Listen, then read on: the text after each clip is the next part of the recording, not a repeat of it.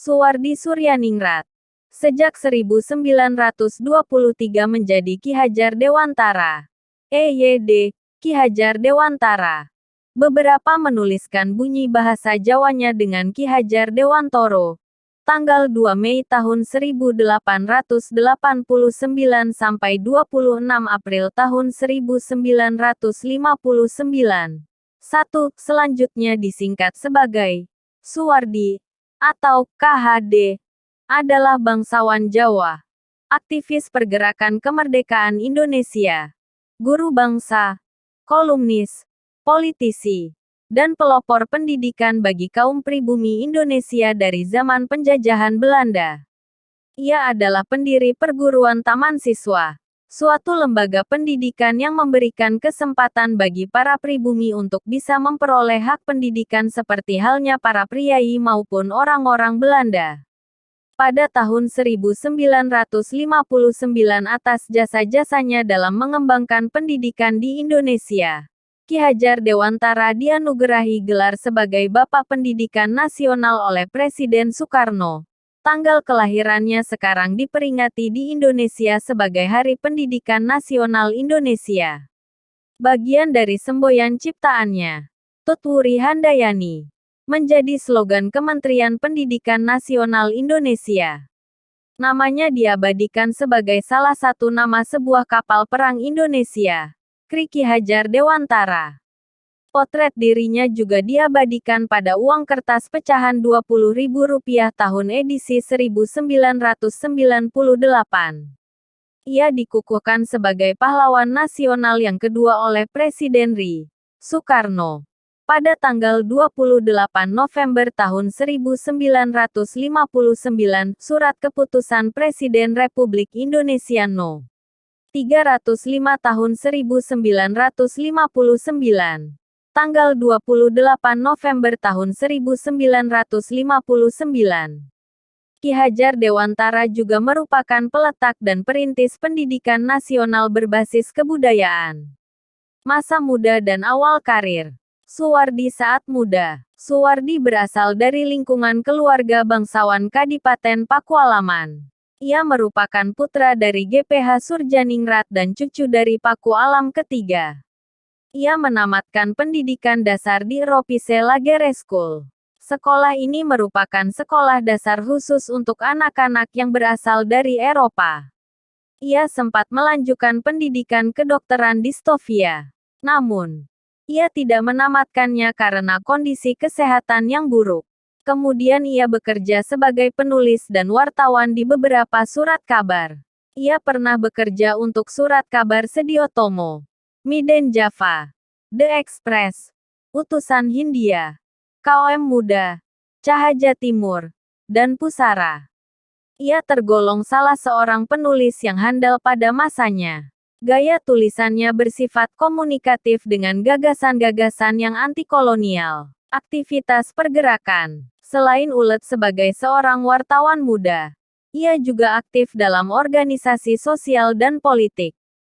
Sejak berdirinya Budi Utomo, BO, tahun 1908. Ia aktif di seksi propaganda untuk menyosialisasikan dan menggugah kesadaran masyarakat Indonesia, terutama Jawa pada waktu itu mengenai pentingnya persatuan dan kesatuan dalam berbangsa dan bernegara. Kongres pertama BO di Yogyakarta juga diorganisasi olehnya. Suwardi muda juga menjadi anggota organisasi Insulinde, suatu organisasi multietnik yang didominasi kaum Indo yang memperjuangkan pemerintahan sendiri di Hindia Belanda, atas pengaruh Ernest Douwes Dekker, DD.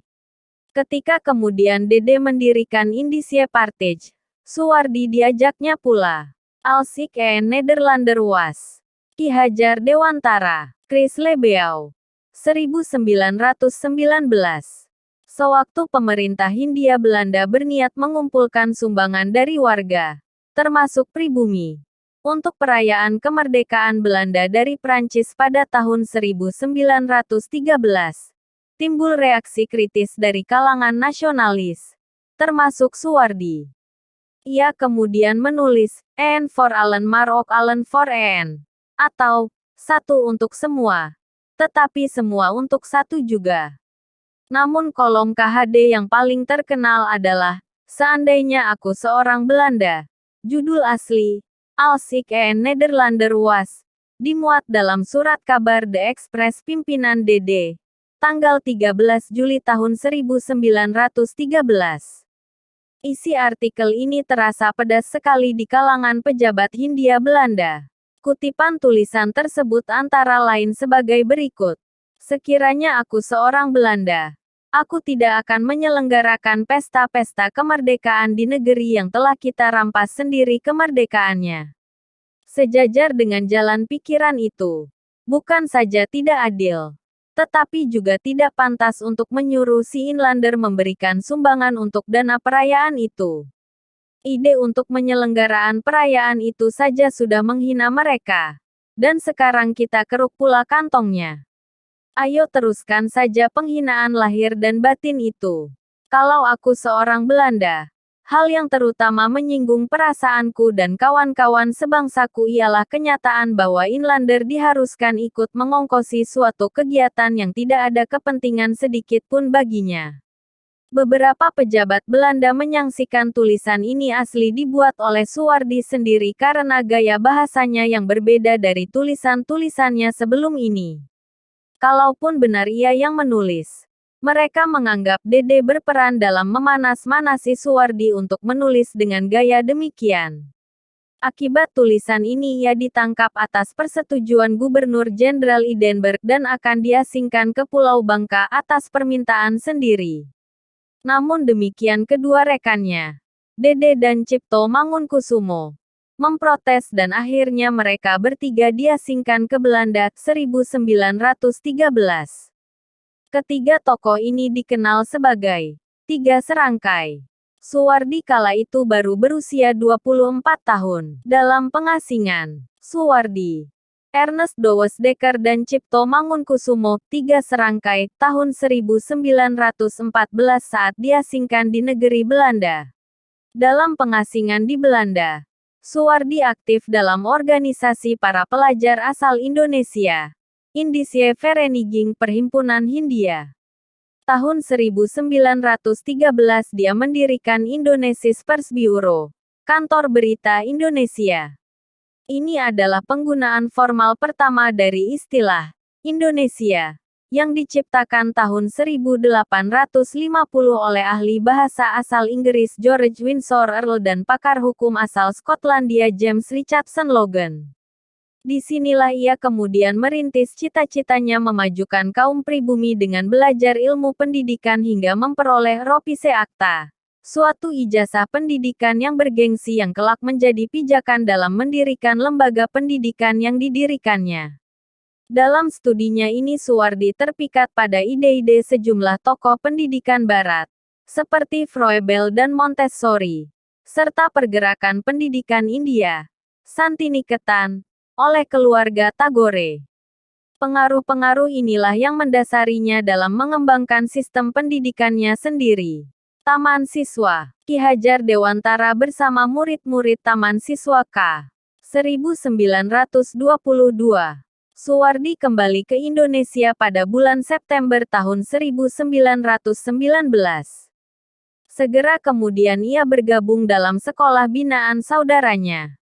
Pengalaman mengajar ini kemudian digunakannya untuk mengembangkan konsep mengajar bagi sekolah yang berencana untuk ia dirikan. Butuh rujukan pada tanggal 3 Juli tahun 1922.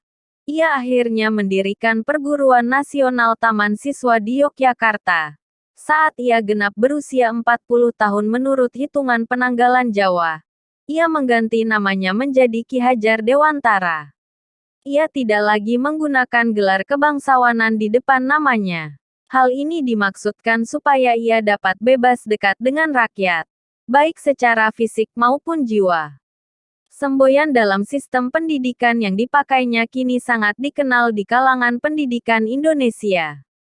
Secara utuh, semboyan itu dalam bahasa Jawa berbunyi Ing Ngarsa Sung Tulada, Ing Madya Mangun Karsa, Tutwuri Handayani. Di depan memberi contoh, di tengah memberi semangat, di belakang memberi dorongan. Semboyan ini masih tetap dipakai dalam dunia pendidikan rakyat Indonesia, terlebih di sekolah-sekolah perguruan taman siswa. Pengabdian pada masa Indonesia Merdeka. Surat Ketetapan Presiden Indonesia tentang pengangkatan Ki Hajar Dewantara sebagai Mahaguru Sekolah Polisi Republik Indonesia Bagian Tinggi di Mertojudan, Magelang. Patung Ki Hajar Dewantara, tanggal 17 Agustus tahun 1946 ditetapkan sebagai Mahaguru pada Sekolah Polisi Republik Indonesia Bagian Tinggi di Mertojudan, Magelang, oleh PJM. Presiden Republik Indonesia. Pada masa pemerintahan Presiden Indonesia yaitu Soekarno, Ki Hajar Dewantara diangkat sebagai Menteri Pendidikan Indonesia yang pertama. Pengangkatannya pada tahun 1956. Lalu, pada tanggal 19 Desember tahun 1956, ia juga mendapatkan gelar Doktor Honoris Causa dari Universitas Gadjah Mada. Ki Hajar Dewantara juga ditetapkan sebagai Bapak Pendidikan Nasional atas jasa-jasanya dalam mengembangkan pendidikan di Indonesia. Selain itu, tanggal 2 Mei yang merupakan hari kelahirannya, ditetapkan sebagai Hari Pendidikan Nasional. Ketetapan hari tersebut disahkan dalam Surat Keputusan Presiden Republik Indonesia Nomor 305 Tahun 1959 bersamaan dengan penetapannya sebagai Pahlawan Nasional Indonesia. Surat keputusan tersebut diterbitkan tanggal 28 November tahun 1959. Wafat. Ki Hajar Dewantara meninggal dunia di kota Yogyakarta pada tanggal 26 April tahun 1959. Lokasi wafatnya di Padepokan Ki Hajar Dewantara. Jenazahnya kemudian disimpan di Pendapa Agung Taman Siswa untuk kemudian dimakamkan di Taman Wijaya Brata pada tanggal 29 April tahun 1959. Upacara pemakamannya dipimpin oleh Soeharto yang bertindak sebagai Inspektur Upacara.